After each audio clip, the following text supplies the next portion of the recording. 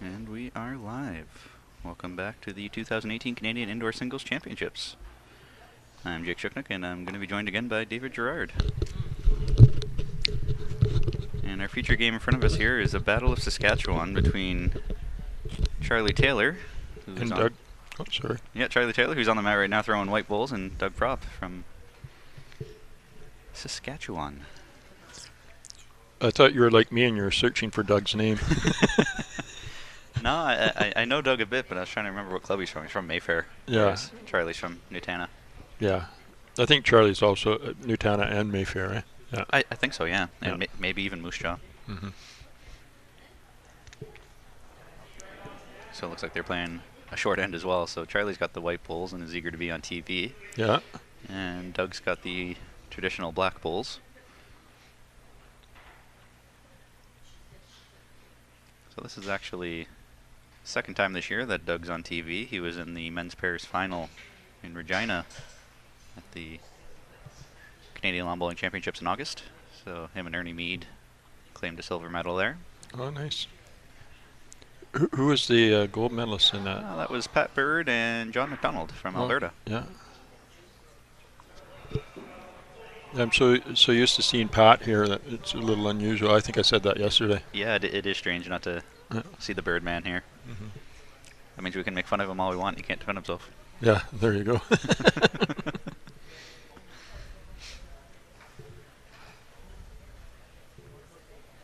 I have to go get a hook down there for the marker and take him 2 steps to the left. Yeah.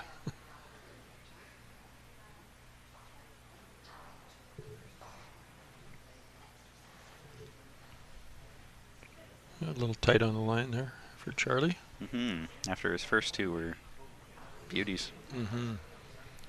You know if he's holding 2 or not? It looks like he's holding 2. I think the marker said it was 1 in a look, so.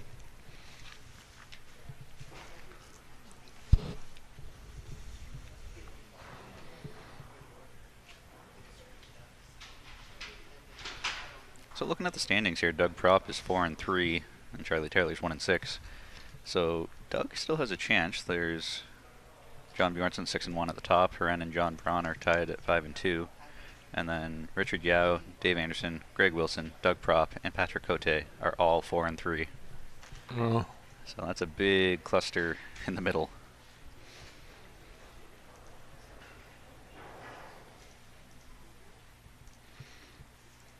Yeah, I think John just lost his first game, right?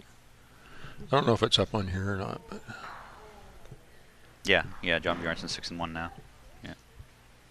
Which, very entertaining game against Brian Coleman. They tied the first set 7-7. They tied the second set 8-8 before Brian took off 6-0 in the tiebreak. But handing Mr.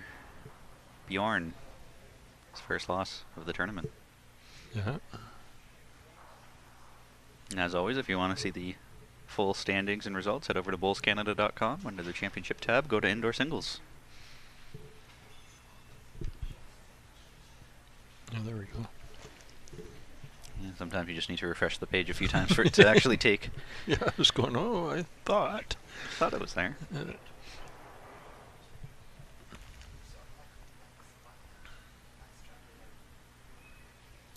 So Charlie's a lefty. Yeah, I think he's the only lefty in this tournament. Could be. I was going to check that one out. Could be. Uh-oh. He's playing with fire here. Yeah. Wow. I think I would have been tempted to play the other hand. I'm just not so sure how far Doug's bowl, where Doug's bowl was in. In relation to the jack. In relation to the jack, I think it's in front. It's weird because from where we're sitting, it looks like it's in front, but from the camera angle, it looks like it's behind. So I guess, okay. But I don't know. I'd have to be down there to actually take a look. Take a look and see. Yeah. But they're calling an umpire right away to sort things out. So on the rink beside us here, it's Mike O'Reilly against Heren Bartu, and I think Mike is up to a 3-0 head start after the first end. Yeah. I'm not exactly sure what happened there. For some reason, I thought Heren was holding, so Oh, we'll know when we play it back. Oh, that's one thing I was going to ask you, off air, but it could be an on-air question. Was will all this be archived? Yes. So, I'm still actually finishing up the outdoor singles, getting that on YouTube, but all of the majors events, fours and pairs, are all up on YouTube now. So if you head over to our YouTube channel, you can find them there, and I'll get the outdoor singles up there shortly. And then once that is done, then I'll compile all the files here and get those uploaded onto YouTube too. But ooh, very close. I will warn you ahead of time now, though. It takes a while. It takes a long time. These files are huge for video, and it takes a while to compress them all, combine them all, and get them uploaded. So my goal will be to have them up by December, just because it takes a full day per video, and there's probably 3 or so per day. So we can all sit around the fireplace and watch them on Christmas Day. Yeah, exactly. Exactly. You can hear my hideous voice on a loop nonstop for 7 days straight.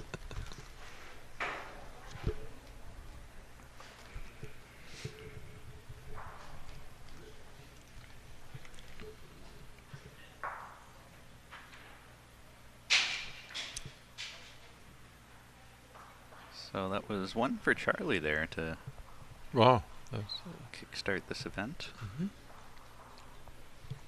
This Battle of Saskatchewan. Yeah. Yeah, the Battle of Saskatchewan. They're the two, only two, I guess, Saskatchewan entrants, eh? On the men's side, yep. Yeah.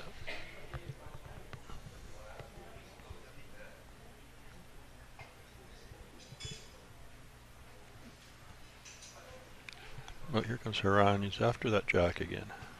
Yeah, over in the rink to the right, Haran has a red bull coming down. He's close again, too. Yep, got it. Yep. Do you happen to know the marker's name in front of us here? I was gonna. Oh, in front of us, yeah. In front of us here. Neil. Neil. Because I'm going to have to give him a shout, because he's right in front of the camera line again, so I'll have to go down and... I can, if you want, I can...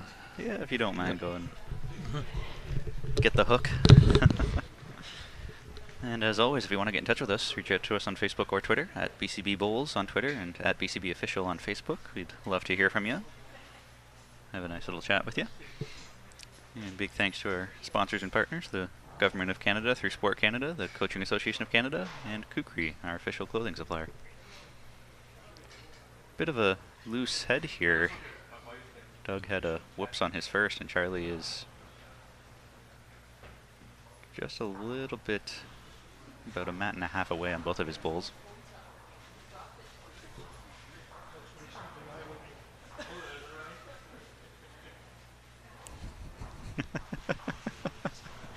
That is the lovely David Gerard, who is my co-commentator, so now you actually got to see a face, which you can take a picture of and throw darts at later.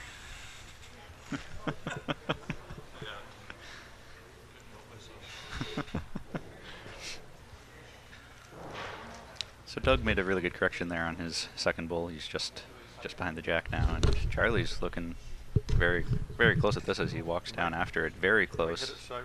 And just chipped it over to himself. He wanted his shooter to fall over there, swatting flies, and no flop for you.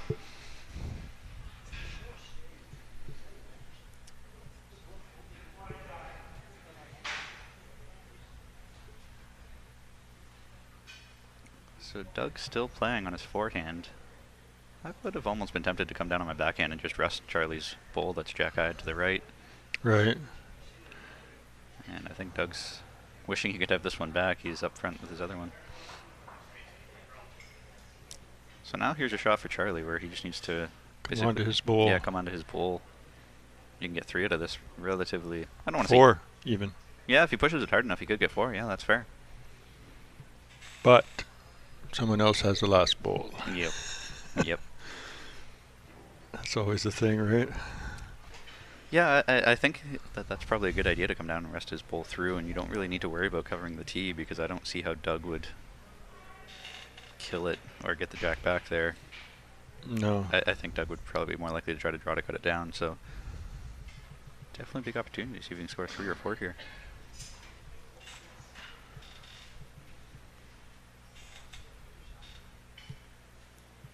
Looks heavy, but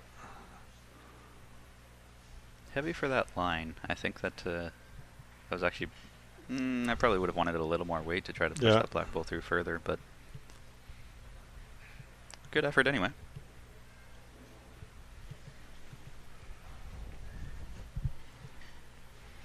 And I know we gave a shout out last game, but we'll do it again this game. Hello to Charlie's mom and dad in Tisdale. Tisdale, yeah.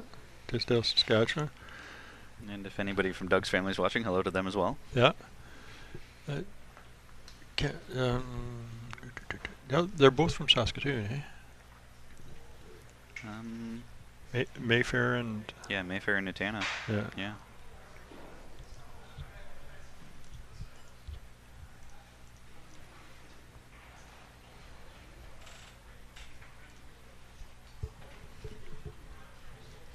So this is a pretty big pull here from Doug. He is switching hands here now. Yeah.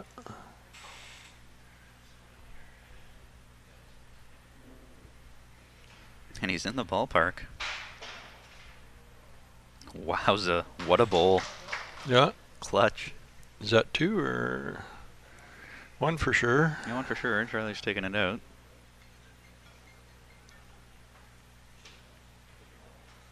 And Doug's going to take a long, hard look at it. I think there's just one.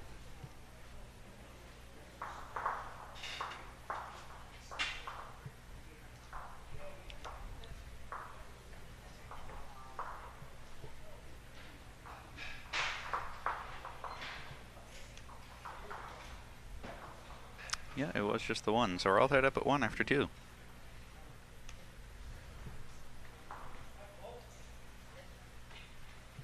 Tight game. Mm-hmm. That was to be expected.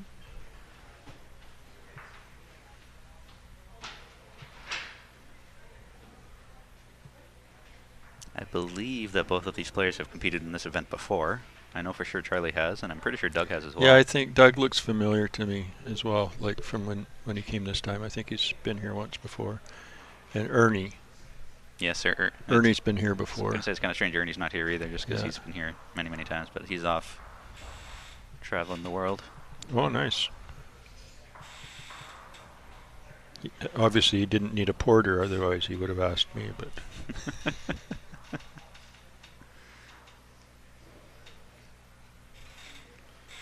So Charlie's pouncing on Doug's short pole, just getting inside it.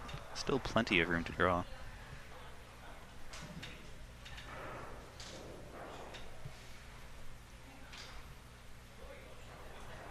Not that you can see it, but even though Doug's bowl is only coming down here now, Charlie's already on the mat, got his toes lined up, pointed, yeah. and just waiting for Doug to move out of his way so he can deliver his bowl. So that's a very efficient, quick player that he's already lined up, toes pointed, ready to go before the bowl's even halfway down the rink. Yeah. You know, sometimes your opponent makes a shot that you're not expecting him to make, and it'll kind of make you regather yourself. But no, it's a good way. I found from my personal experience anyway that more often than not, you know where the bowl's going to finish before it actually finishes. You know where it's going to be. And so if the other player is off the mat and doesn't have an issue with it, I'll do exactly what Charlie's doing, is get on the mat and get ready to go. And Yeah. I guess it'd be 3 years ago now when I played at the outdoor singles in Winnipeg. I played against Cody, actually. Oh, yeah. And we finished our game in, I want to say, it was under 40 minutes. And that was sets back then, too. But we both played so fast that the other player's bowl hadn't come to rest before our bowl was out of our hand. And we both did that for the entire game. And it was such a fast game that the marker, I think his name was John Barron, was sprinting back and forth up and down the rink because we were so quick at laying the mat, throwing the jack, rolling the bowl. It was hands down the fastest singles game I've ever played, and it was also one of the best games I've ever played too. Yeah, yeah. I like a quick pace, really quick pace. That being said, it could also be a strategy to try to throw someone off their pace. I'm just thinking that since Charlie is such a quick player, I wouldn't be surprised if Doug tries to slow things down and just get him not on his pace. Right.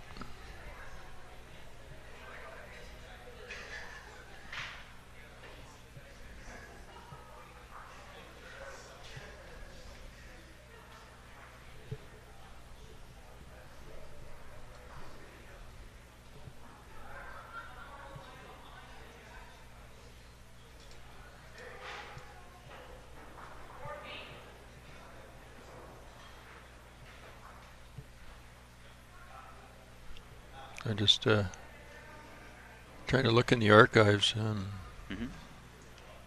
at past national champions. I think I've got it here, but it's hard to sort it out. Are you looking for?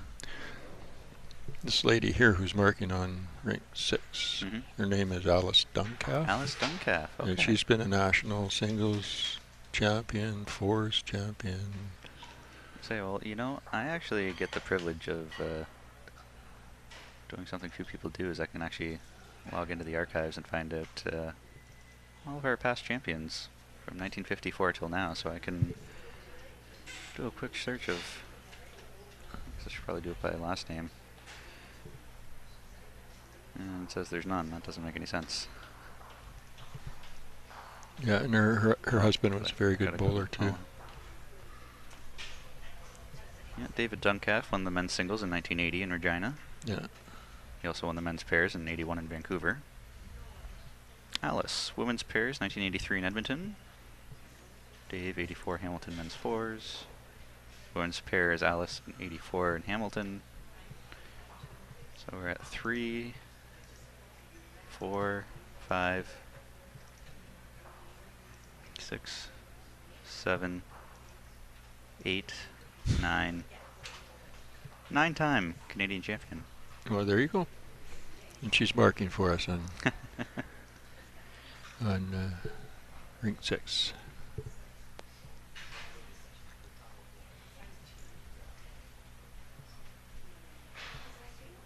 Okay, Charlie's put his first bowl.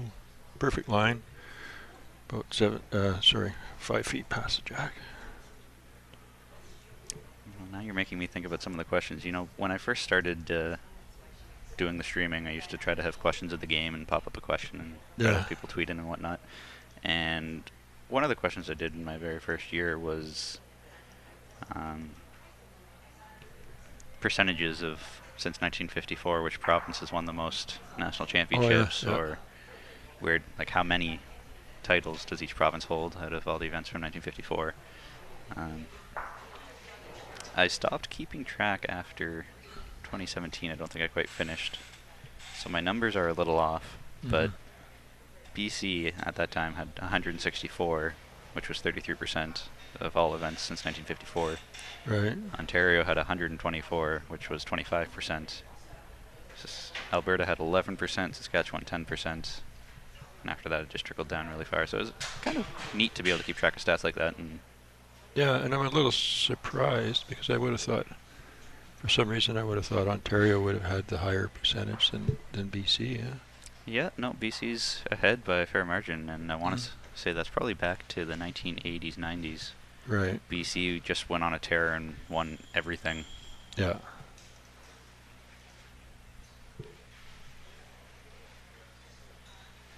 Oh, Charlie's holding one, I think, there.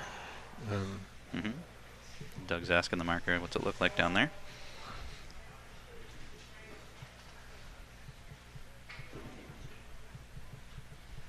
And here's a little, I don't know if Alice will, I'm sure she'll be fine with it, but just something that's really interesting about her and her bowling. I don't know what make of bowl she uses, but she still bowls with size 5.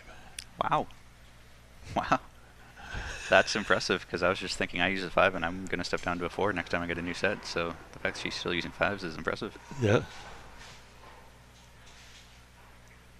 You can see Alice in the top right corner of the screen right now. She's on the right. That's the marker over there.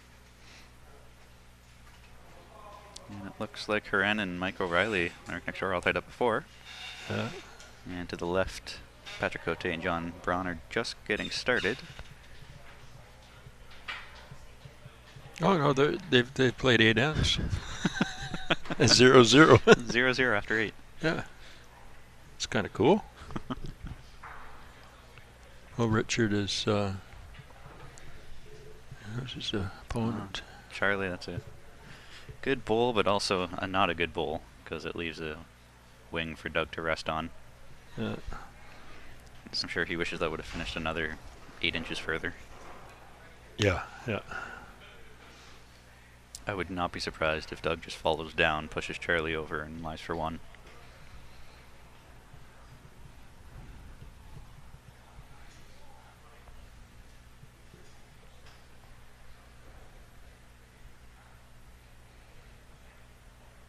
Yeah, and here comes Doug on his backhand. Yeah. You might have the right green there. Did he throw it? I don't know, but the green looks pretty good. I don't think he's here. No. Not quite. That's a whoops. Yep. When you're down, you gotta be up, as the saying goes. And Charlie's already got the mat laid. Over rank 1, there's Richards ahead 11-0 over Brian Coleman. Yep.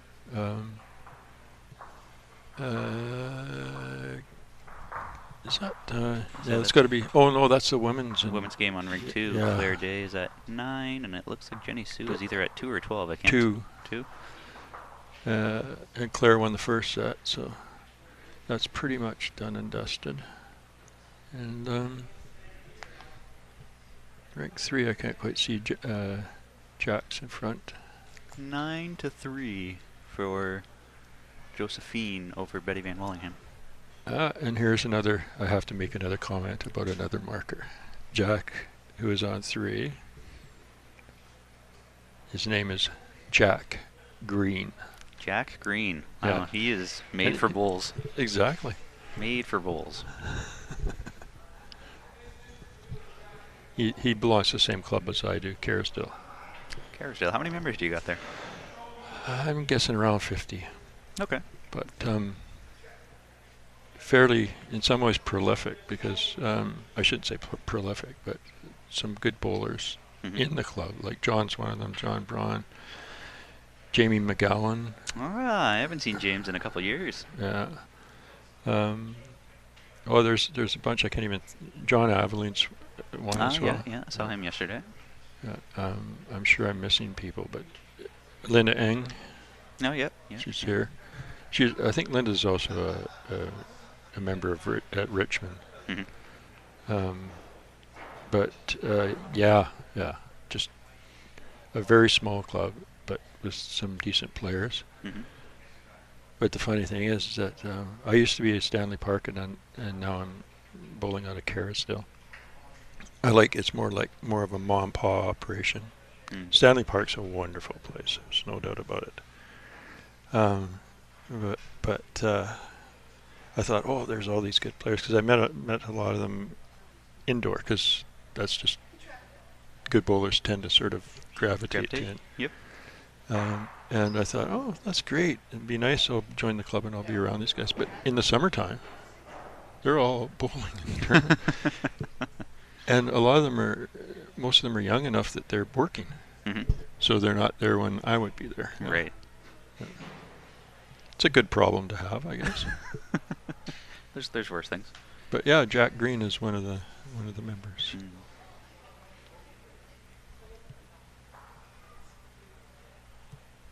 So how's Charlie doing here? Starting to build a bit of a head. He's narrow on this bowl here, though. Yeah. Looks like he's coming up a little bit short, too.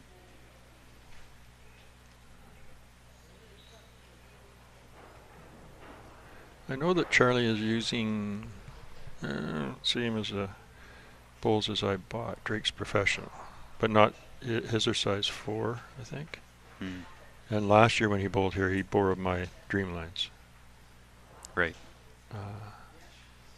But they're a hard bowl to get onto, I think. I know he enjoys them because I asked him, why aren't you with Taylor since your last name is Taylor? And he said that he tried them once and didn't like them, uses them for short mat, and that's it. Yeah, that's funny. He said, I bought these brand new bowls and They weren't for him apparently, so no. he's not using them. So I told you were kind enough to go and ask the marker to step away from the camera, but I guess I'm gonna have to do that to the players too. Doug Prop is just standing directly in front of the camera. Well, yeah, okay, you can do Doug. Yeah. No, Doug's a good guy. Need to get an earpiece. In fact, we gotta remember not to be too generous to Charlie on this during this game, and remember that Doug's out there as well.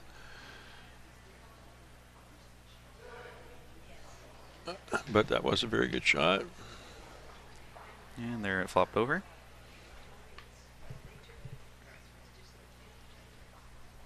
Could be holding 2 there for Charlie.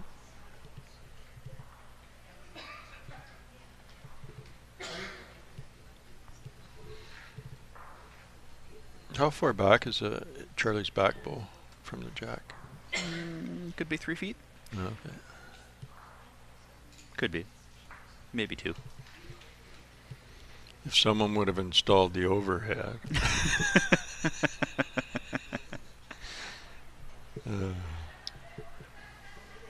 Well, next year we'll ask them to put it in the budget to get cameras and just leave them up there for the year. Yeah, that'd be nice.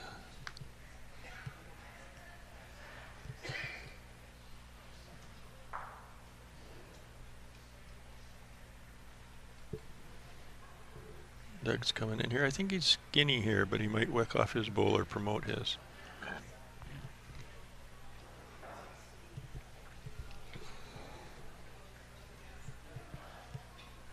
Kicking them in right away, so came to an agreement quickly, whatever it was. Yeah. I'm gonna guess that it was just 2 for Charlie.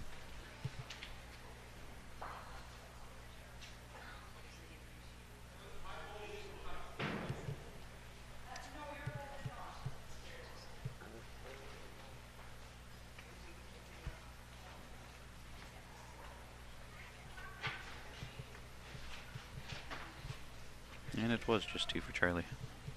Yeah. 7-1.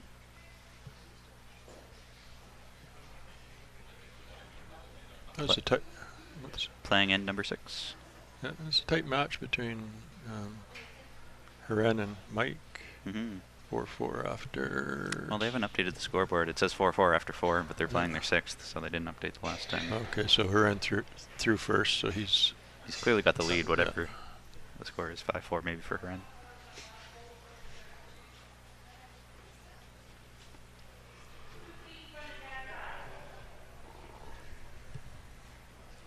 Down on rink 1, Richard Yao is just walking all over Brian Coleman, 15 zip. Yeah, Richard has that ability. He gets locked on to his draw weight, and he's hard to handle. I played him one time in provincials, and it was on rink 4, and I lost, but not terribly. But I decided that game I was bowling right-handed the whole game, and I was never going to bowl on the ditch. Or not right-handed, forehand. Forehanded, yeah. Just Yeah. a not bowl on the ditch end. So I did right hand one way and left hand the other way. I had to give myself some sort of a challenge, because I knew to beat Richard would, you're going to try, but he's locked in. Yeah.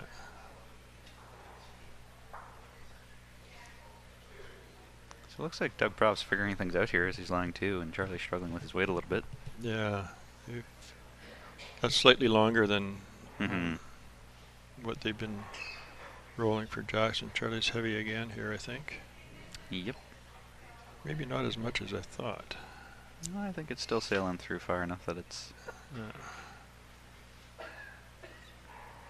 He got a good flop out of it, so maybe, but I think you need to be underneath that black bowl and not around it in order to... Yeah. Okay. And you can catch a wick or...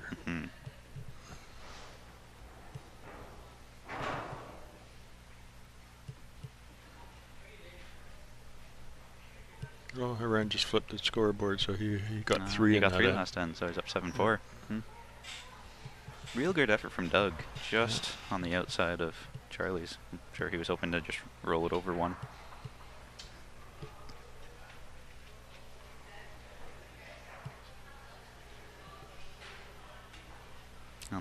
On the other side, John Braun's up 2-1 over Patrick Cote.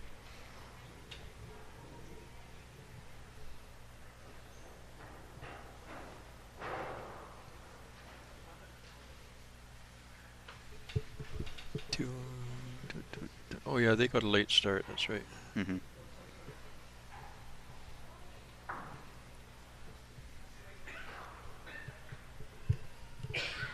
The ladies are finished. I'm not sure what happened there. Josephine Lee took it in straight sets over Betty Van Wellingham. Okay.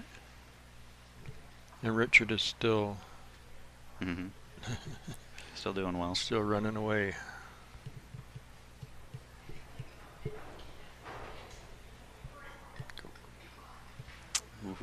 Ooh.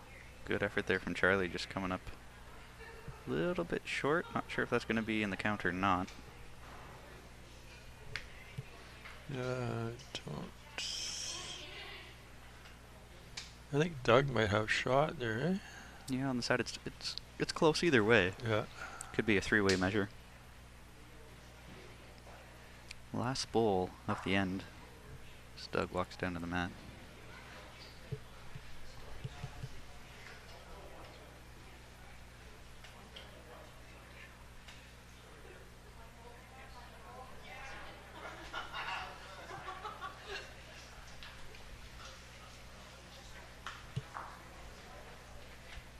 Doug's following his last bowl down.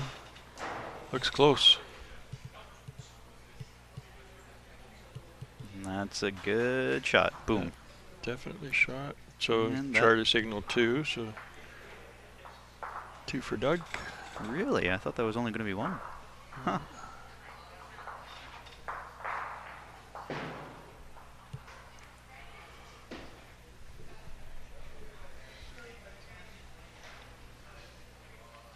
Yeah, seeing as Charlie's on the feature rink right now, he's I was talking to him earlier, and he's wearing the pink shoelaces and belt for breast cancer awareness, I believe it is. Okay. I was going to say, it's an interesting choice to wear a pink belt with a green pink shirt. shoelace, yeah, and the pink shoelaces and stuff like that. Yes. Oh, no, that's awesome.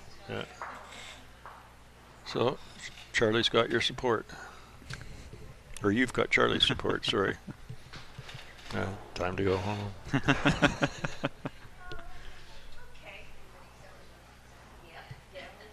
Forgot to add 1 more to the scoreboard. It's actually 7-3, not 7-2, so I'm going to Oh, yeah. fix that quickly before we go back. There we go.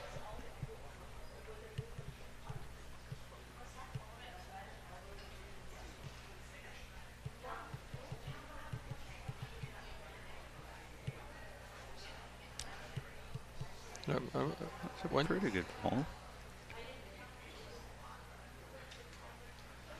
I wonder if, I'll get it.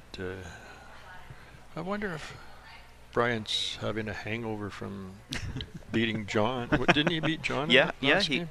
Last game he beat John Bjornsson, gave him his first loss. So Yeah, and he's struggling in this game, but you never know. It's only the first set. Yep. Yeah, sometimes that can be the case where you have a really, really good game or a tough game or a close game or whatever, and it just mentally exhausts you, and then Yeah. for the next one you're just not there.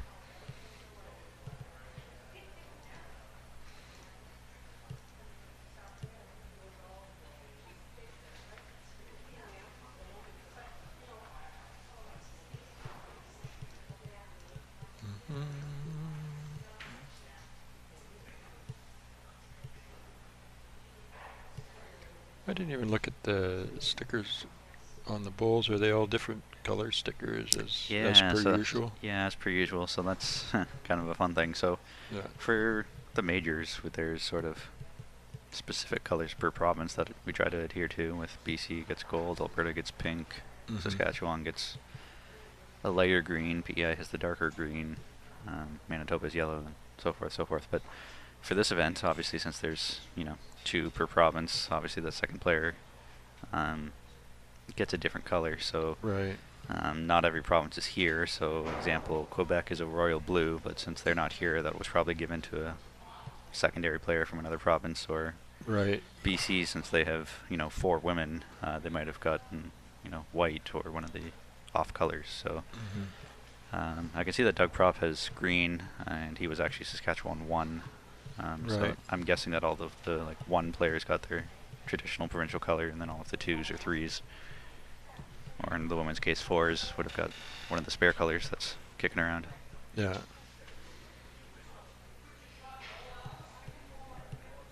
Yeah, I'm into color coordination, though. The stickers have to be the right color for the bowls. Oh, I'm just looking on rink 4 and Patrick Cote just Patrick, missed a drive, yeah. right through. And John's last bowl, he had two counters, and then he drew right to the tee on his third bowl, and now he's putting in another one just in behind. Funny about the stickers being color coordinated, and one of my sort of pet peeves, I guess, is that there's actually I don't want to say legalization restrictions around how big the stickers can be. Right. World Bowls has something set in place about stickers need to be so wide, so thin, whatever.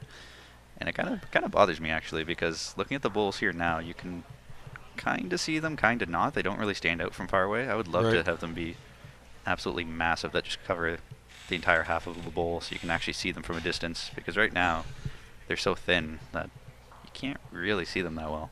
Yeah. Yeah, and I pretty sure this is the case in the the really big indoor games. It's the color of the bowl. Yep. Right. Yep. It's usually, is it green and green blue? and red at green and red. Green right? and red at Potters, the PBA stuff over there. Yeah. I really like that too. Having talked to some of the players who've gone over there, I guess they have all sorts of sizes, and I think they have 2 different makes. Right. So you And just choose. So you get to choose. Nice. But when you're playing, you're either green or you're red, and that way you can tell who's who. Yeah.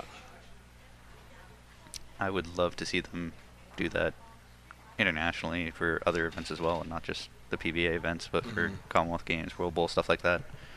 Just because that way it would be way easier for the spectators to tell Yeah. if it's just 2 colors, whereas right now, when everybody has their own sets and different colors, it's confusing to say the least. Yeah. Great bowl from Charlie, just through the port and flops in for 1. Wow. What a beautiful bowl. Yeah, nice shot.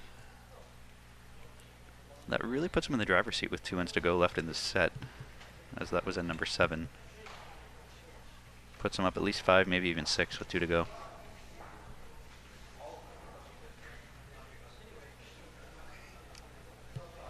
I'm going to put a measure on this.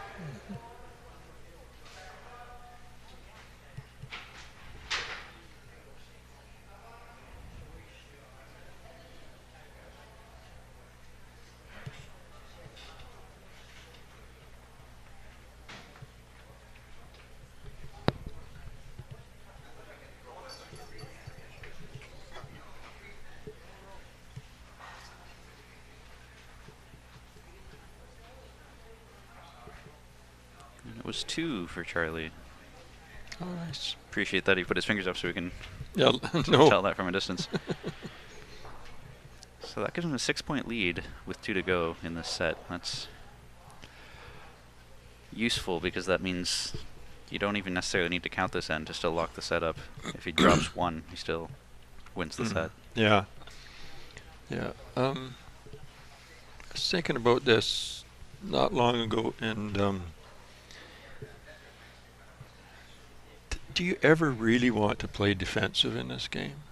Like, do you think it takes the edge off if you're trying to not lose? Yeah. No, I don't think that I would ever want to play defensive, and having witnessed Well, I guess that's not actually not entirely true now that I think about it more and more. No, I probably would want to play a little bit more defensive. I'm going to use an example where I'm not going to mention any names of a provincial playdown in Ontario 2 years ago. It happened to be up in Ottawa, so I went down to watch, and there was a pairs game going on where the one team was up 21-3 after like 8 ends or something like that.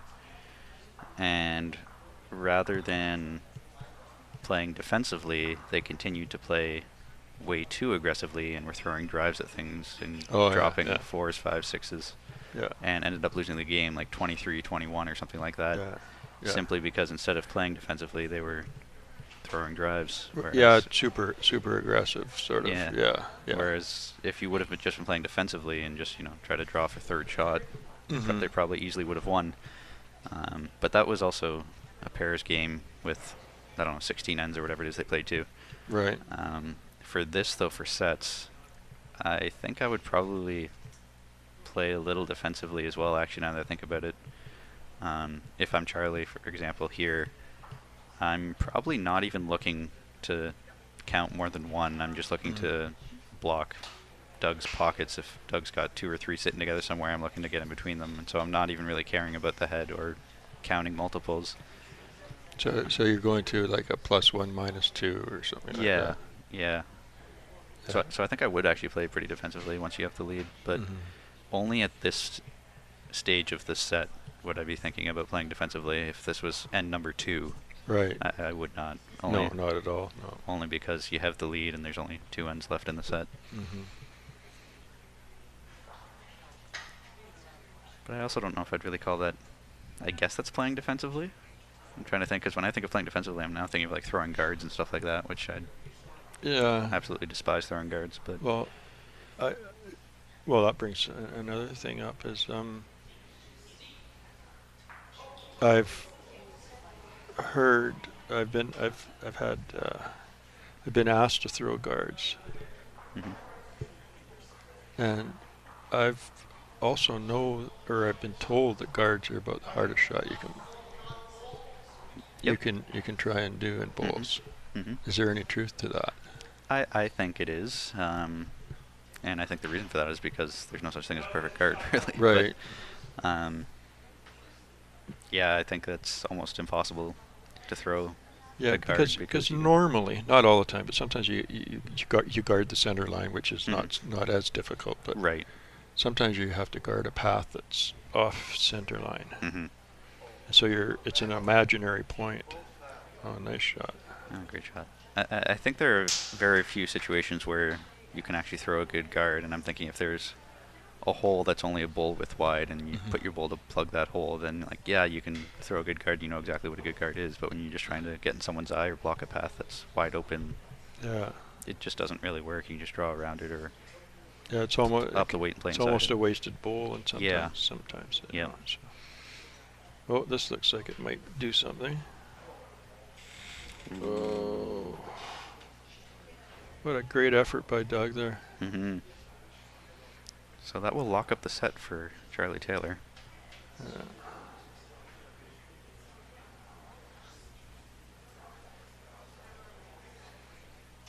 Yep, one.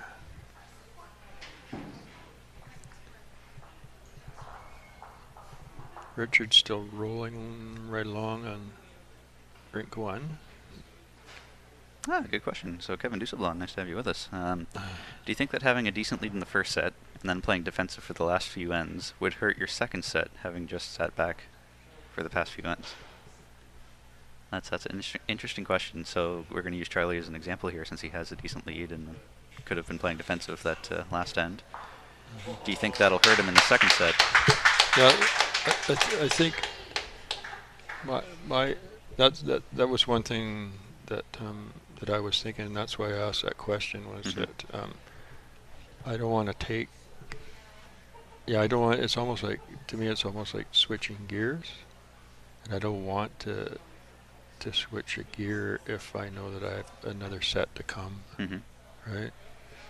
I don't think it, for me personally, I don't think it would affect me, just because even though I'm playing defensively, I'm still looking to draw to a specific point. Right. So if I want to draw to the tee, for example, that's now my jack and I'm trying to draw to it. So it's not as though I'm just hucking my bowls away and not caring. I'm still super focused, still trying to do a specific thing. So, Right. so for me, I don't think that it would set me back at all because I'm still drawing just to a different target. Yeah. But I guess that depends on if you actually have a specific point lined up. If you just want to say you want a back bowl, well, that's not really much guidance. You're just heavy. You're not actually trying to get to a specific point. So if you're focused and still have a exact target in mind, I think it wouldn't affect you, or wouldn't set you back, I guess. No.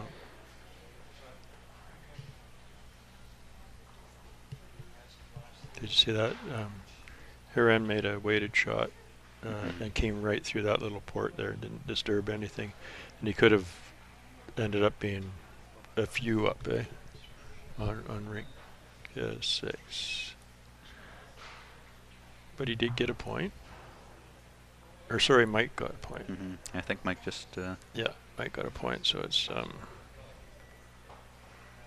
Hiren updated the scoreboard. Yeah, so it's 8-7 for Hiren over Mike O'Reilly next door. Going into the last end of the first set. Close.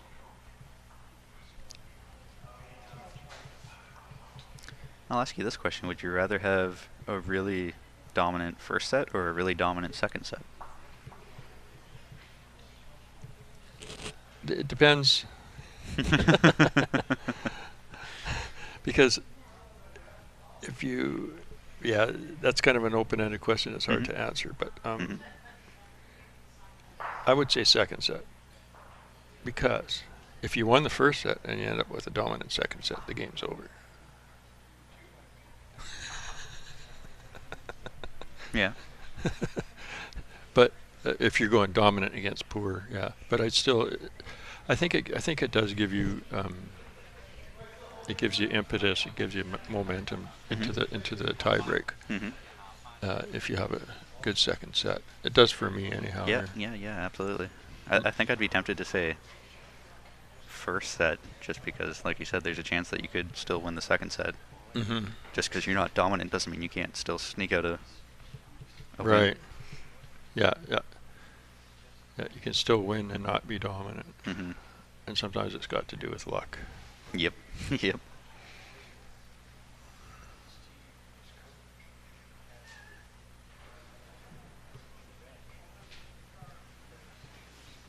But I think one thing that's helped me is to be able to accept in games, even if you're bowling your best and you lose and someone else is bowling really good, to just accept they had a really good game. You don't get the result you want, but they had a really good game.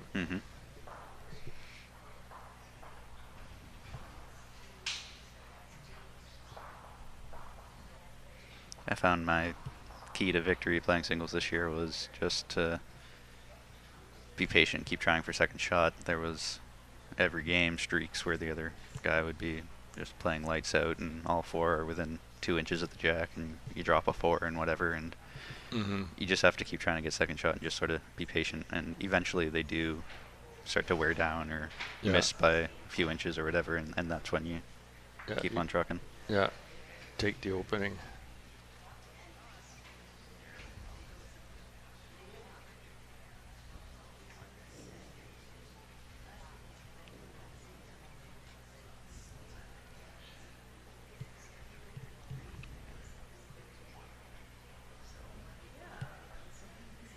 Just to update the scoreboard.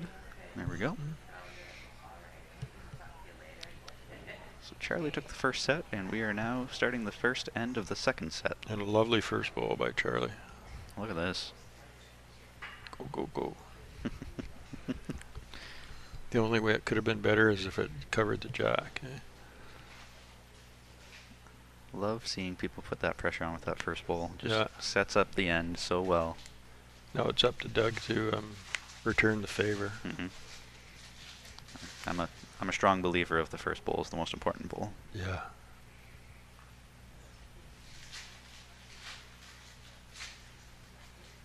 Just make sure you throw your last bowl first.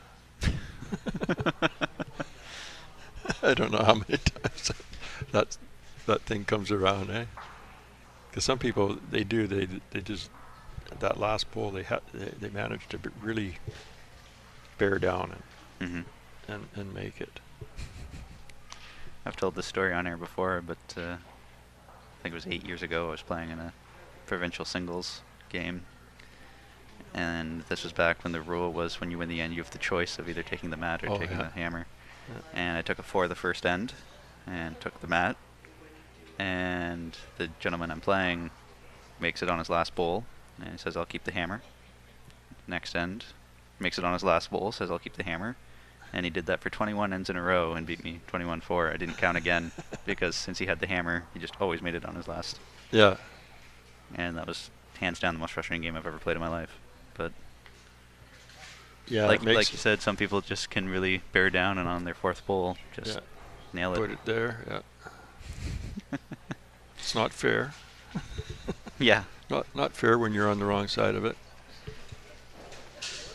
Being friendly reminded to give a plug for WOBA next year. If you're a male player, come on down to the Heritage Greens Lawn Bowling Club in Kitchener, Ontario for a fantastic men's 3-day event. WOBA, I think it's their 124th year of running that tournament. So it's What's that? What is it? An acronym for? yeah, it's Western Ontario Bowling Association, Oh, okay. which I don't think is even really a thing anymore. But the tournament still exists, and it's absolutely fantastic. You get to play, I want to say like 4 or 5 games a day, but they're only like 8 ends, so Right. they're short, but it's a lot of bowls. And prize money's fantastic. If you finish first, you win a set of bowls. If you finish Nice. second, you get like $300 each or something like that, and prizes go down to, I want to say, like 7th or 8th place. But yeah, really, really good competition. So if you're a competitive person, then that's where you want to be. And Right. then you get to play 4s, and then either triples or singles, depending on how your team splits you up. And it's just a whole lot of fun and a whole lot of good bowls. Right. So everyone bowls the same amount of games on your team or whatever. Yeah, yeah. The way they did it this year was it was 4s on Sunday, Monday was triples and singles, and then Tuesday was finals for both, or playoffs for both, I guess. Yeah, 4s is I shouldn't say a thing of the past, but I think I've only ever bowled in 1 or 2 4s games. Oh yeah? Yeah. Yeah. I feel it's very dependent on who you play with to make it fun. Yeah. I think here it's more. There's probably more mixed 4s than there is like actual 4s. Interesting. I believe so. But and that's interclub. Right. Yeah. So yeah, WOBA 124, so next, not 2019, 2020, I guess, will be the big year of 125. We'll have a lot of stuff planned, but last year there was $7,000 in prizes. Wow. So That's nice. if you want to fly into Ontario near the end of July, 3rd week of July, I guess, make your plans now. Yeah. But yeah, you're right, with 4s it's sort of a... Well, yeah. I suppose it depends which position you play too. Eh? Mm-hmm. You play. Even in triples, if I play lead, I have a real hard time keeping my head in the game. Really? Yeah. Oh yeah. Really? Yeah. That's interesting. I find that growing up, I used to love to play skip, and I used to only ever wanted to skip. Mm-hmm. But now that I'm a little bit less naive, I guess, I love to play lead. Lead's Right. really all I want to play because it's just such an easy game to just draw. You never have to worry about playing anything else. It's just pick a hand, roll your 2 bowls, and dictate the game. Yeah. But for me, it's especially with 4s, the lead in 4s. There's so much time between Mm-hmm. when you roll your bowls and then when Mhm. you roll them again, right? Yep. I find that when I do play 4s, and I'm usually lead or second, I get right up in the green and I help make calls and stuff like that. So I'm not really just Sitting around. sitting yeah. around doing nothing. I actually get up in there. But that's totally dependent on who you play with. I play with people who are happy for me to do that. But Right. some people I could easily see being kind of pushy and saying, "No, you're the lead. You'd get away," or whatever.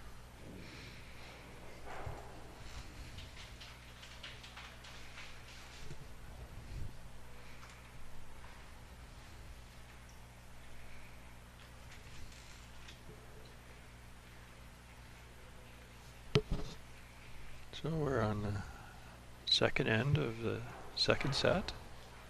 Doug Prop started off with a 1. Yeah. Charlie's holding shot right now, but Doug's looks like this is a decent shot. I don't know if it's got the pace or not, but Oh, I think it does. Right on the jack. Bing.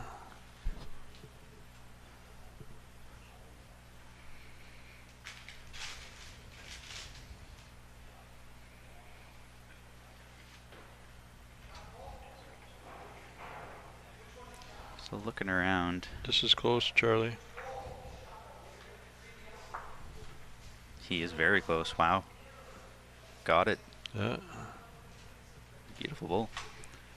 On the rink to the other side, Patrick Cote is up 9-4 over John Braun, starting the last end of the first set. So he's already got that set in the bag. Well, yeah, that changed in a hurry. Mm-hmm.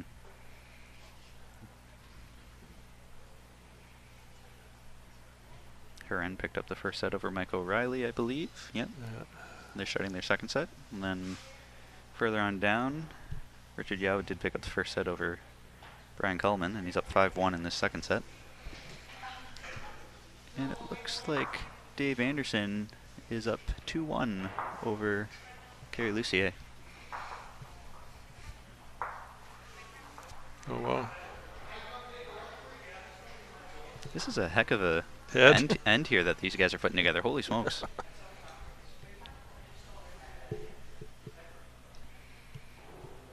I would be tempted to switch hands if I'm Charlie.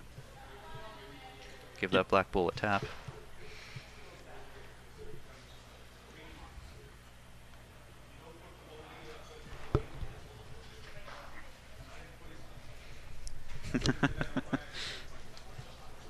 Yeah, I'd be tempted to come down on the other hand and just tap that black bull and push the jack back into Charlie's back Yeah. when waiting, but on the other hand, I guess he could just give his a rollover as well. So he's got options on both hands right now, Yeah. actually. I'd drive. That's why I'm sitting here. Well, I'm sure the camera would appreciate it if you drove, because it's a little more exciting to watch. Yeah, and it looks like Charlie is actually going to switch hands.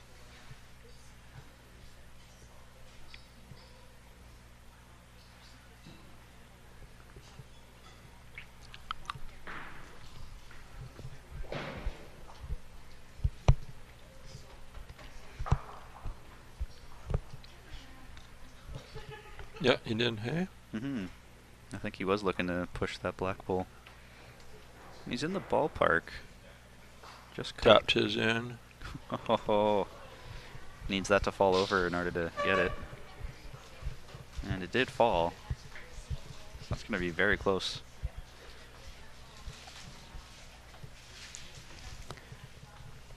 Each player has one bowl left here. Mm-hmm. And this is kind of dangerous for Doug to play into. There's no back bowls, eh? Yeah, exactly.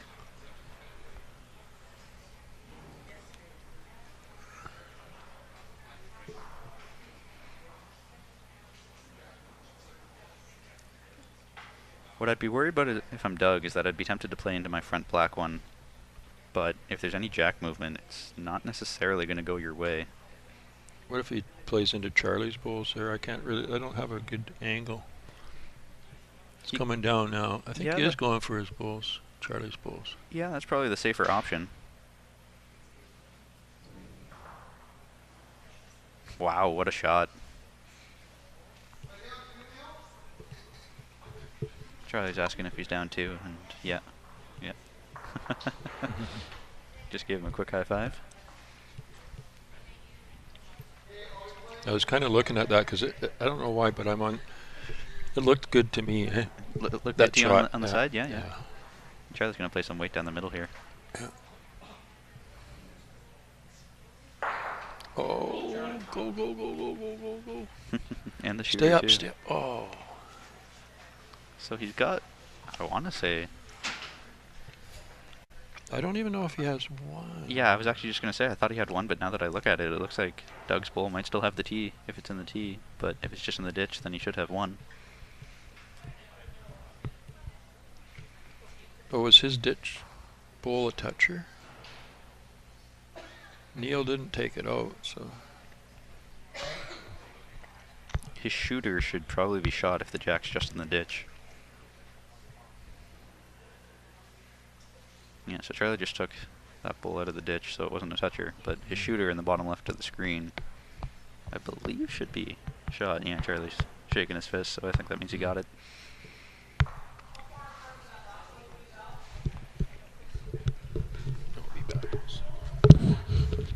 As always, if you want to get in touch with us, reach out to us on Facebook or Twitter at BCB Bulls on Twitter and at BCB Official on Facebook.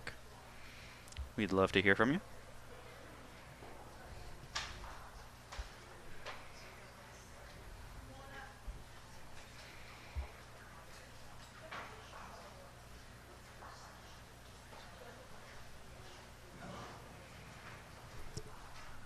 Slight delay in action right now.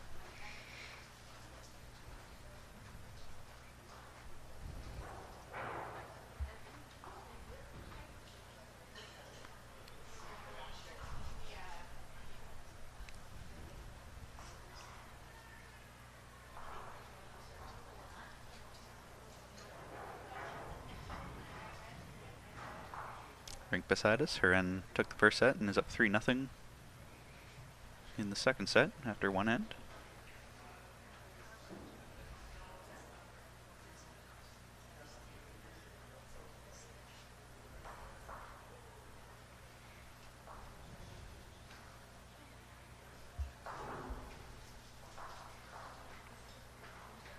Since Charlie laid the mat, he clearly did count there, so I think he just got the one. Yep. 1-1 after two. Eerily reminiscent of the first set.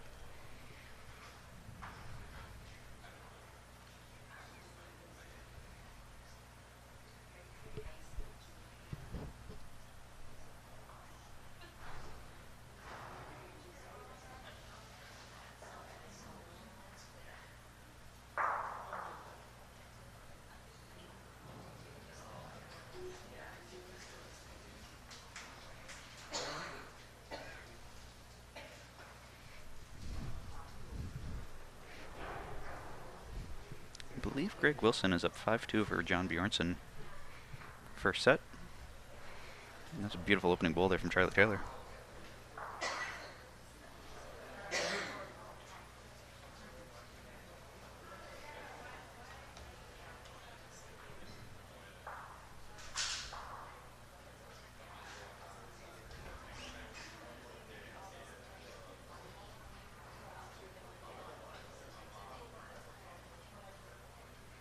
What a response from Doug Prop. What a beautiful shot.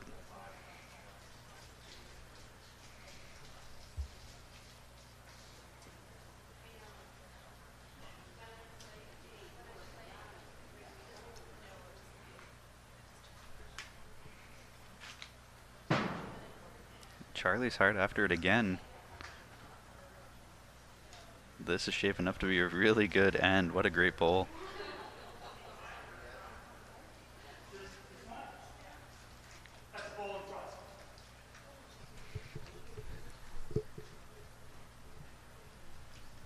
Doug is still sticking with... No, he is switching hands.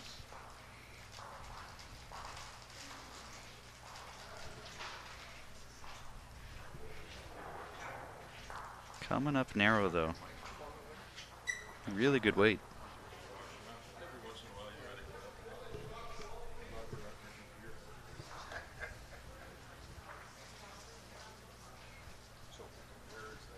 Shaping up to be a really good hit. If I was Charlie, I'd probably just play the same bowl. Maybe give his last one a roll.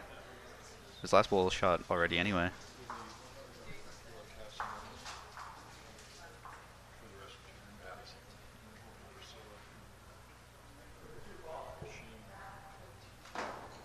Charlie's coming down after this. He's watching it intently. Don't know if it's going to finish in time. Trying, just not quite. Wow, what a great effort. Heck of an end here for Charlie. He's got 3 bowls all within 10 to 12 inches. See if Doug made the adjustment. He had really good weight on his last one. He just needed a wider line. I don't think he's made that adjustment. Yeah, that's knowing the rink. Yeah, and there it goes. Yeah. So this is a really big opportunity for Charlie. You could actually almost score 4 to this if he just played onto his shot bowl into the black one. Could definitely score a couple out of this anyway. Yeah. Clearly has a good feel for it based off of those first 3.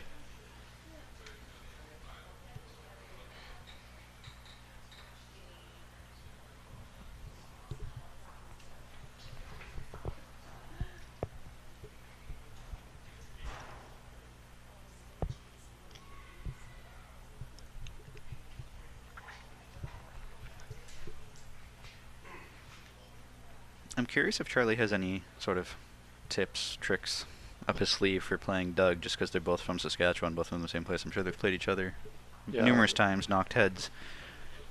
Yeah. You could make the same statement about Doug having ideas for how to beat Charlie as well. But Yep. Yeah, it's they'll definitely have a good idea of each other's game. And I guess it does on the it does translate to the surface as well. I mean, it's the same game.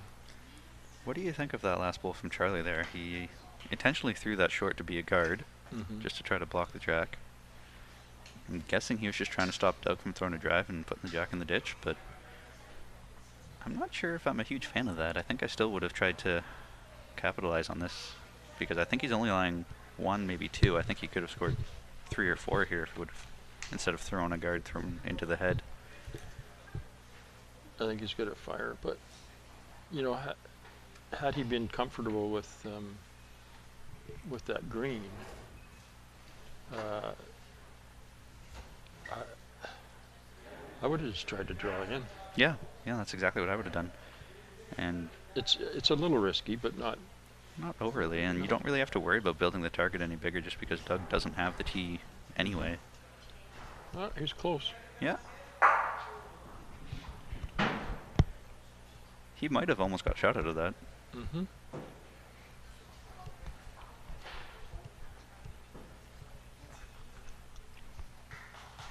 Yep, he did. Yeah. Crazy how that works out, eh? Mm-hmm. Well, he had to make it, and he made it. Yeah.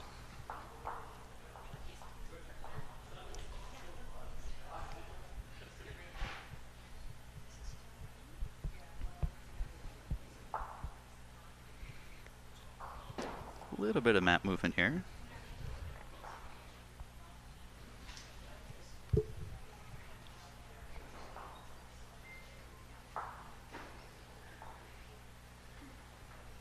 So if you were to guess right now in the tournament, who do you think is going to be playing in the final? I would have to. Oh, right. It's just the top 2. Just right? top 2, yeah. Yeah. I think it's still a little early, but I don't think that my. I might have adjusted it slightly. I would say John for sure. John Bjornsson? Yeah. Yep. And then I'm looking at either Richard or Huron. Huron still has a chance. But that would be my. So looking at the standings right now, John Bjornsson's in first, 6-1, but Huron and John Braun are both 5-2. Yeah. So I think my money's probably on Huron and John, just because they've played each other in the final the past 2-3 years in a row, whatever it is. So I'd be hard pressed to not bet on those 2. I think that's a pretty safe bet. Yeah. How about the women? Where's Richard at for? Richard is 4-3, so he's in 4th right now. Oh, okay.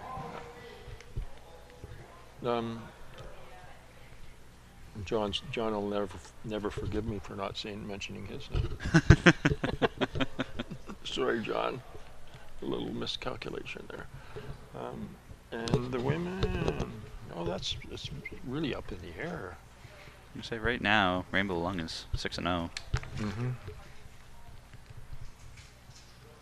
Yeah, I would say Rainbow and uh, Linda Ning, Josephine Lee, and Emma Boyd are all 4 and 2. yeah, um, yeah. It's a really That's a tough yeah. tough call. So last year Emma Boyd got silver. Mm-hmm. Josephine Lee has She's she's got a stellar bowler, has always been yeah. there, and Linda's up and coming for sure. that's tough.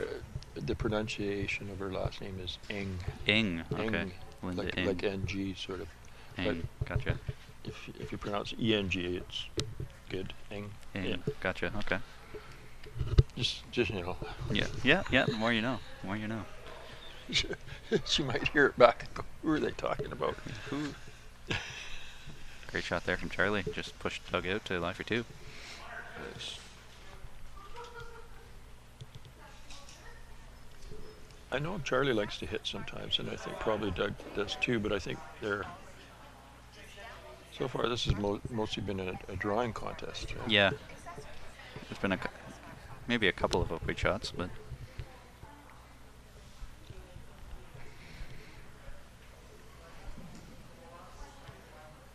and naturally, as soon as we say that, Doug throws some weight, Yeah, of course. picks his own. Mm-hmm. So Charlie has 1 bowl left here. He's lying 2. He's looking at that 3rd. Gonna put his fingers to it. Do you think that's necessary though? Oh, I guess if you wanted to try and move Mm-hmm. Doug's bowl away to sit 4 or something, but Yep. That's a big opportunity to pick up a 4 here. So would you try to roll Doug out, or would you try to just trail the jack and inch to count 4? I'd probably try and trail the jack. I think I would too, but are you talking about rolling his back one out or rolling his front it's one? his front one that's the issue. Yeah, that's what I thought. So that's where it's tricky, because if you're going to trail it, The thing, if you try and roll his front one out, if you miss and your shooter keeps going, is it going to go away from being a shot? mm-hmm. Just drawing right in there.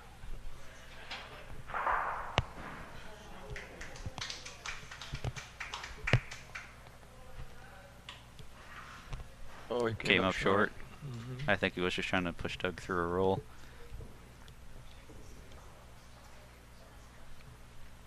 2 for sure.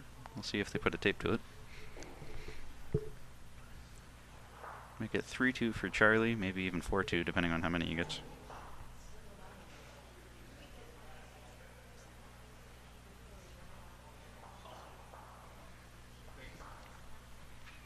And it was just 2.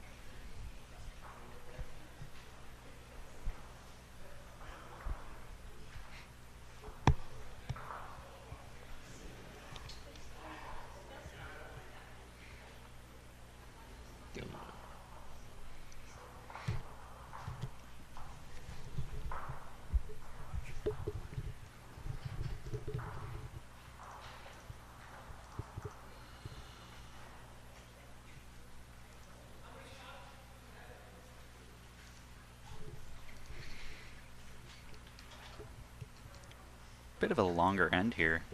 Yeah.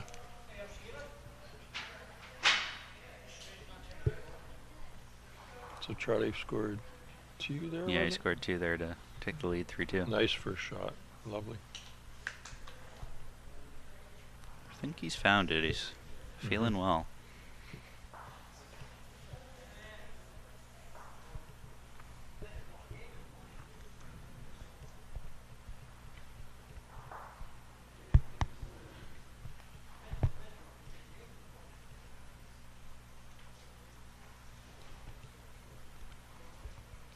And Doug is just over a mat length heavy.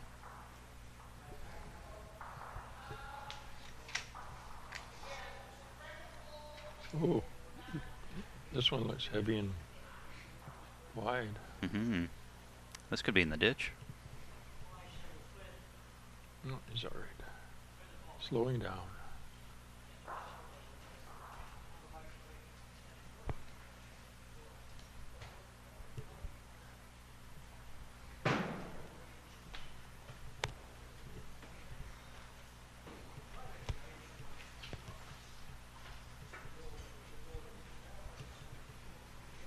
Doug's watching, but I think he's a little bit too heavy on this one too. He's Mhm. actually added weight.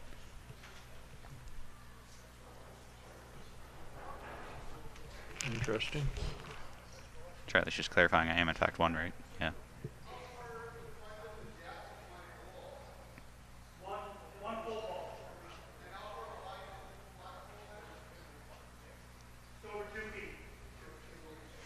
Hmm.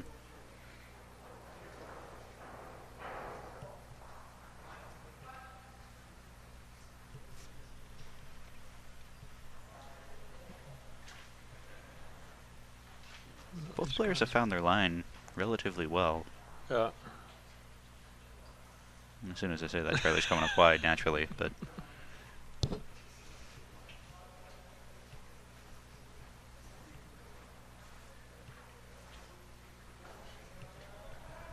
Yeah, see, Doug's back on this side, eh? mm-hmm. Or, you know, On his same side. It's forehand, which is much easier to find.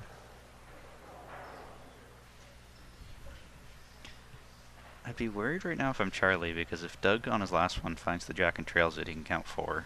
Yeah. So you kind of want to take that away from him. And Doug's got at least 2 to the tee as well, eh? Yep. Yep. So this is kind of a dangerous situation for Charlie. I think I'm looking to make that trail first. Yeah.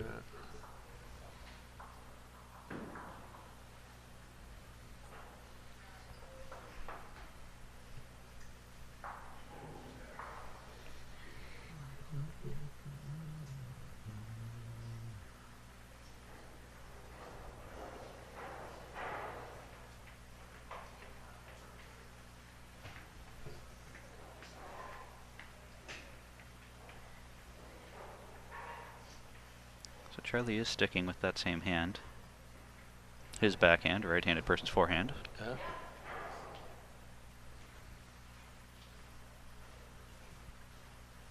I think he's got the right idea here. Coming onto the bowl. If he's right on it, That's a really, really good spot to be, because that almost completely takes away the trail from Doug. yeah. Really, really good bowl.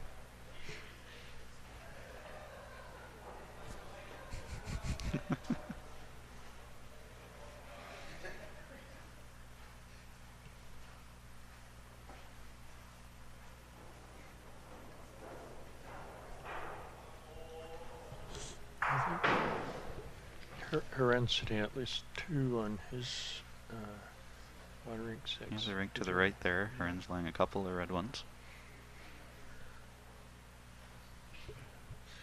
This is interesting because Doug was just down here, walked all the way down, and then came all the way back. So clearly he's indecisive about what shot he wants to play. Mm-hmm. So I fully expect this to be a not great result just based on the indecision.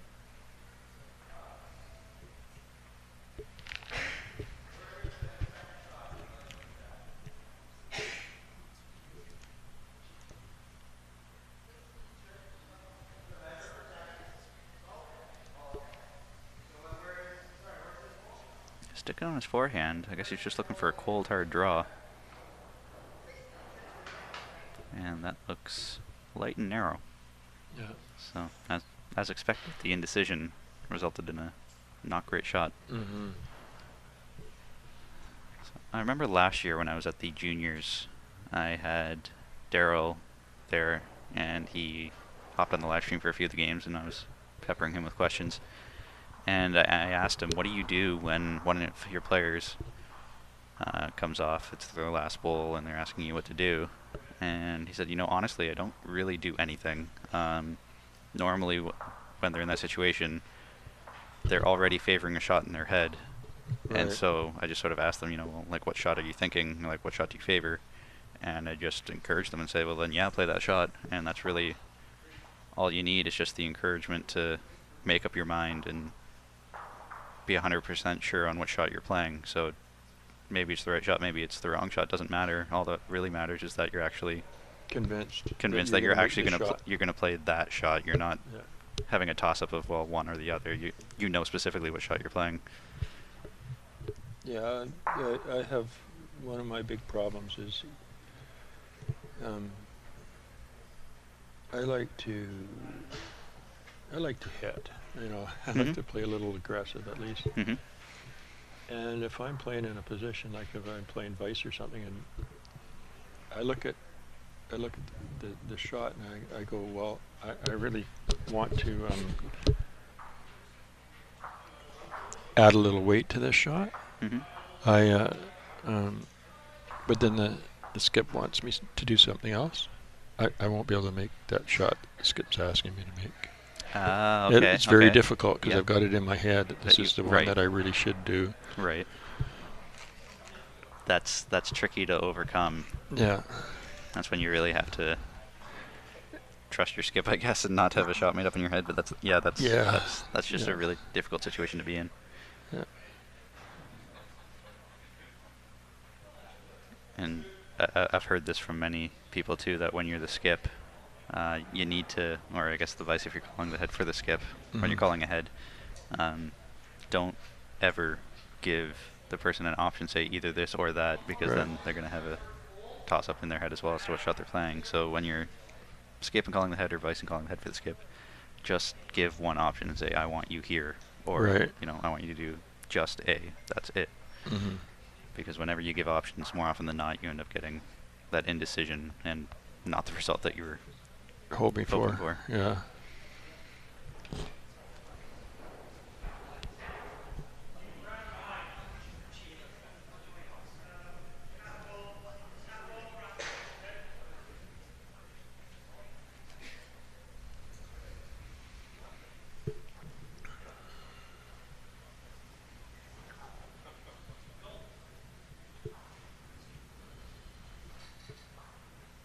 So playing end number 6 here.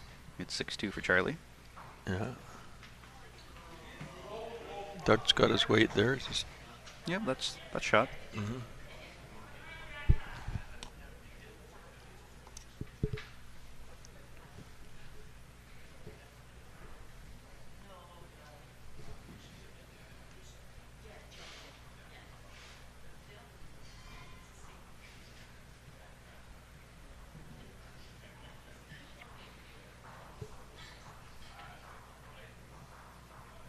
On the rink beside us here, Haran is really walking away with this game. He's up 10-0 Yeah. after 5 ends in the second set. Yeah. And on the other side, John Braun's bounced back. He's up 7-1 after 5 in the second set against Patrick Cote. And that's a beautiful ball here from Dougie John. Prop. Yeah. Okay, I was looking at the other ring because John just did a toucher. John did the exact same thing that Doug did. Doug Yeah. rolled a toucher and John Braun rolled a toucher. Fancy Yeah. that. It looks like Brian's come back quite a bit on Richard there. Richard's ahead 6-5 after 8 ends in the second set. Mm-hmm. Mm-hmm. Yeah. So he's redeeming himself. Looks like Dave Anderson is up 9-5 over Greg going into the last end of the first set as well. Yeah, and John. So, sorry, John Bjornsson, not Yeah. Dave. So John Bjornsson's up 9-5 over Greg.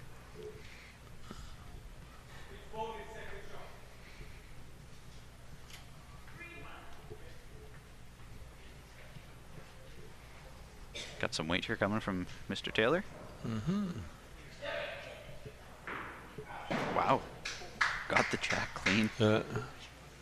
That's a very impressive shot that he didn't take out his back bowl on the tee as well. Yeah. Because if he would have killed it and taken that bowl out, he'd be down 3. Yeah. That is a incredibly risky shot to play. Holy smokes. What a result.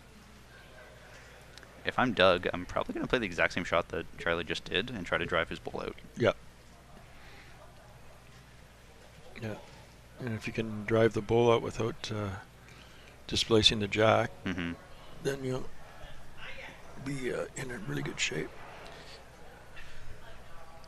No matter what, I can't see him being any worse than he is right now. No. Even if the jack goes into the ditch, he's still just down 1 because of Charlie Shooter. But he can pick Charlie clean. Yep. Good for 3. Could even play just sort of aggressive overweight, and so his shooter stays, and you can pick up a 4 even. Mm-hmm.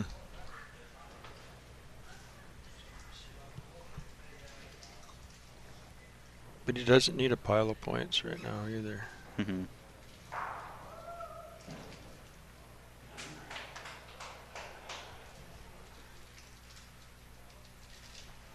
close. He's throwing weight. Nope. So that'll be another one for Charlie to make it 7-2 after 6. 5-point lead with 3 to go.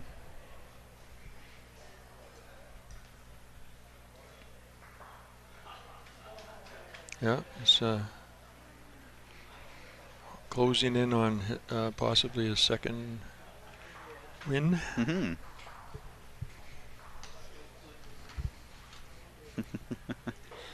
Terry O'Neill's back watching. Mm-hmm. Tuned in just in time for a drive. Yeah.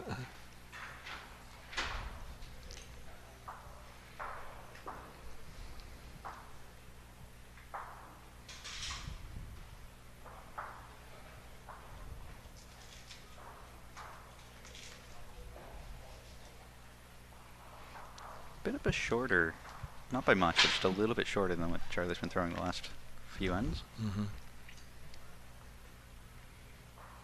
Yeah, he's stretched it out a bit, for sure. This looks pretty close.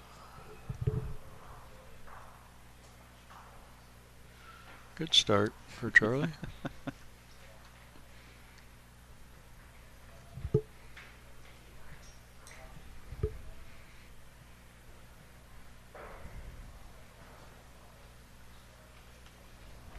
And Doug's back on this other hand here.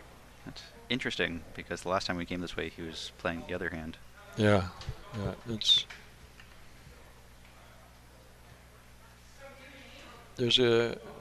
Possibly he just favors bowling with his backhand. Maybe. I was going to say, I feel like it's just depending on where Charlie's bowl is ending up. He's just looking to rest Charlie's bowl no matter where. Oh, okay, yeah.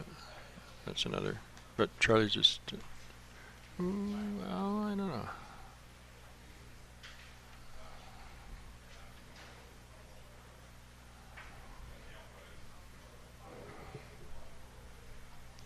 Almost made a bit of a filter there. Oh, this could be good. Will he finish in close. time? He's on the outside. Oh. I would want to change that if I'm Charlie, move the jack, change something, because that looks like way too much of a nice sort of filter right down onto the jack. Oh, he's going for the back. I don't think I like that.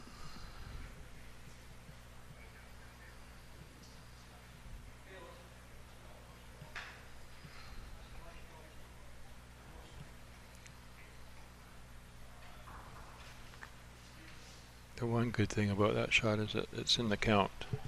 That's true. He's line 3 right now. But Doug's changing that right now. And here it comes. Oh. Very unlucky.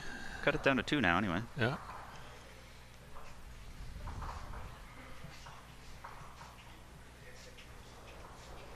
What do you do here if you're Charlie?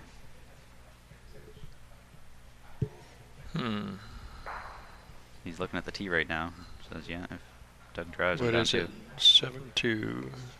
7-2 with 3 to go. Yeah.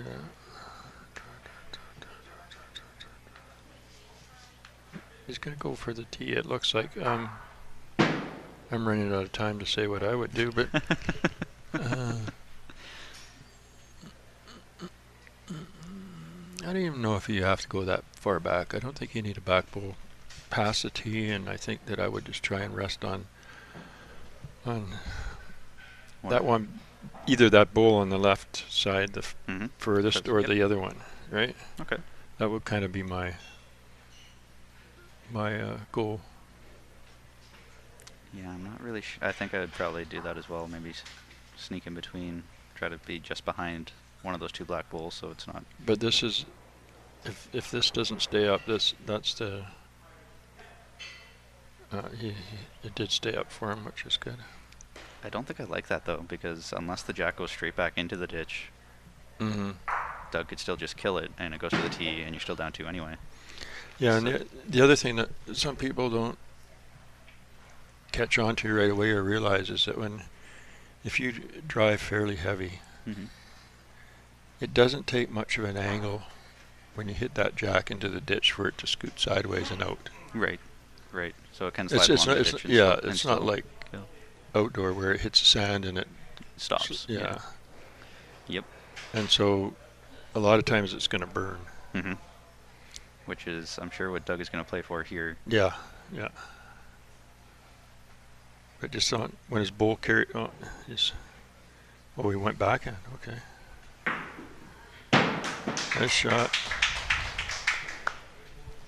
So that's two good shots by those guys, one end after the other. When his bull carry, picked the jack out clean. Oh, he went backhand. Okay.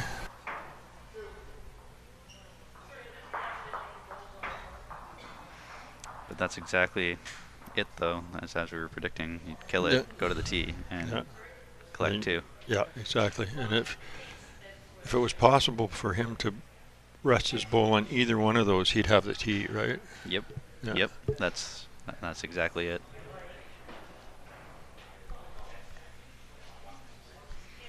So that makes it 7-4 now, with 2 to go. So this is a much more interesting set. Yeah, it's a lot more options for Doug. Mm-hmm. Yeah. Mm-hmm.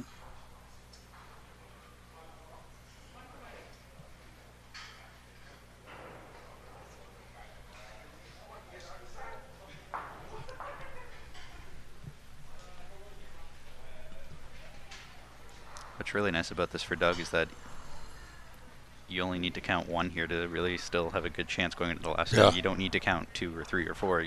Just one will do. Yeah, and he's right on the jack almost. This first bowl. Wow, what a good way to start, especially after throwing a drive and draw like that. Yeah. Charlie's isn't too far off, I don't think. He's got it. Wow, what a display of bowls right now. Yeah. Doug had a few choice words for Charlie. Yeah. Well, I think those Saskatchewan lads know how to put on a show, you know.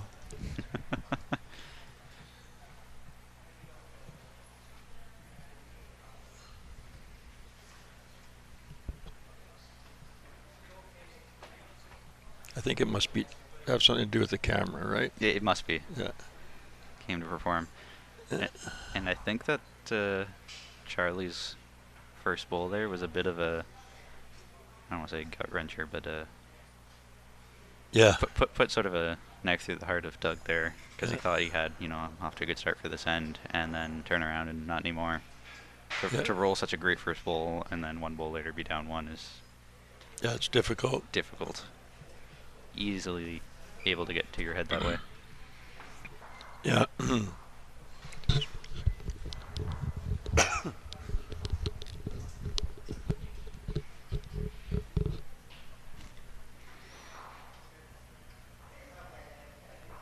Yeah. If Charlie hadn't made the shot he made, then Doug could load the back end up because he was right on top of the jack. Yeah. Yep. I think you need a back bowl here, Charlie.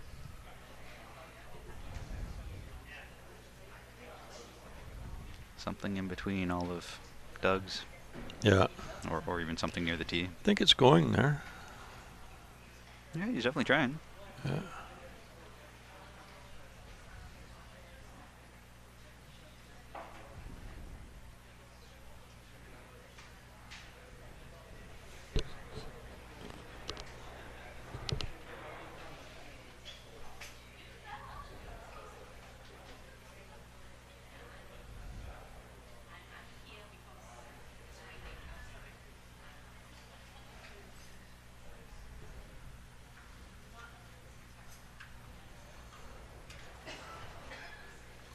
Yeah, Doug's having a really, really good luck here. Mm-hmm. Do you throw a drive at that?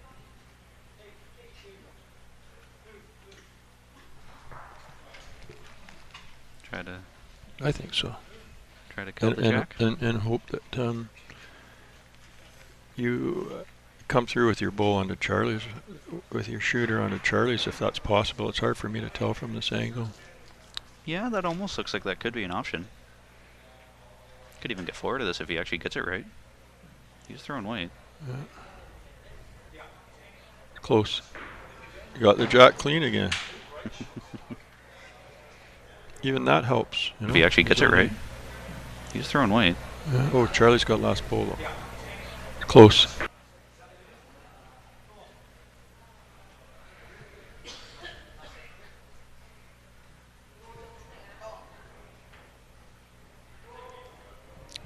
Well, that still gets him one, and that's really all he needs. Yeah, that's... So now what do you do if you're Charlie? Just I would come backhand, which is his backhand, onto Doug's ball. Oh, no. Make a fool out of me.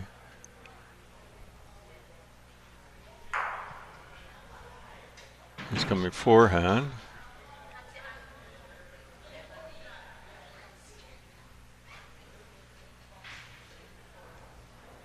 Bit heavy. Mm-hmm. In the ditch.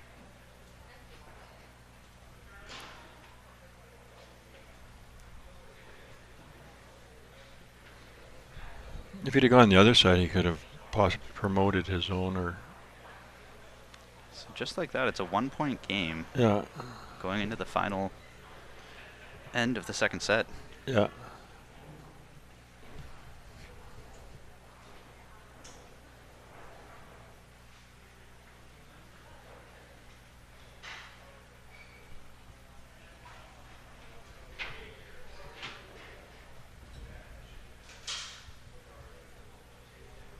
Oh, I know what's happening right now. On 4. The marker's an experienced bowler, but he may not be too familiar with the set game. Okay. So when you get into your second set, Yeah.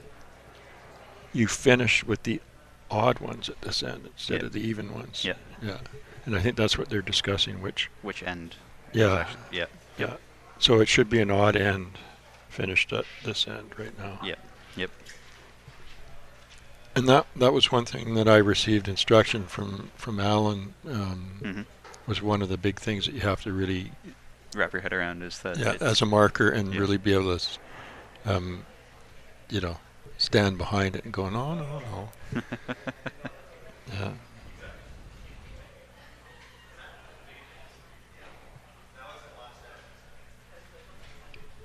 So since Charlie won the first set, he can afford to drop one here and still win the game.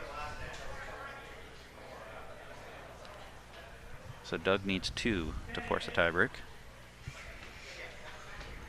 Yeah. So now we get into talking about defensive play. Looking to avoid pockets of 2. Right. And I think he's wide and heavy here again. That's going to be very similar to where his first one ended up. That's where Charlie's bowl needs to be. That's exactly where Charlie's bowl needs to be. Yeah, down in there. Right.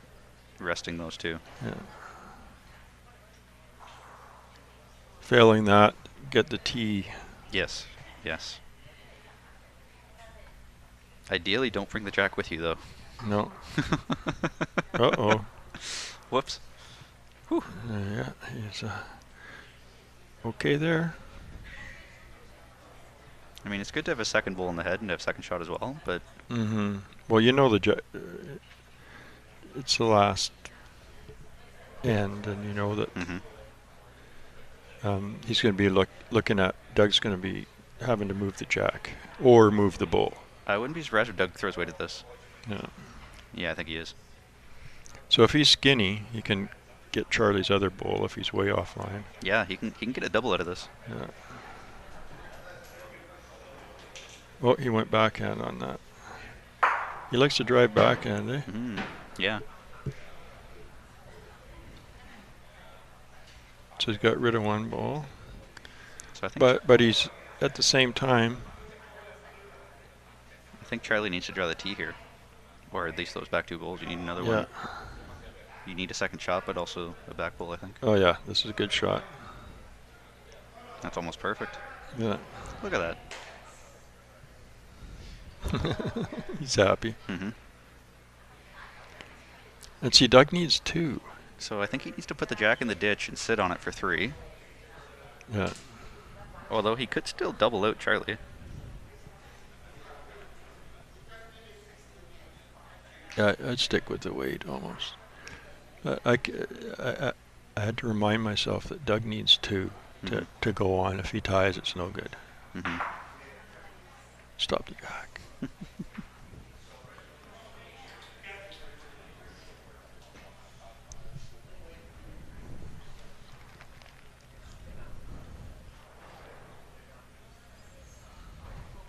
He's got a bowl. Not enough though, so that'll be 1 for Charlie to win 8-6. Yeah, he's not going to throw it, I don't think. Nope. I wouldn't.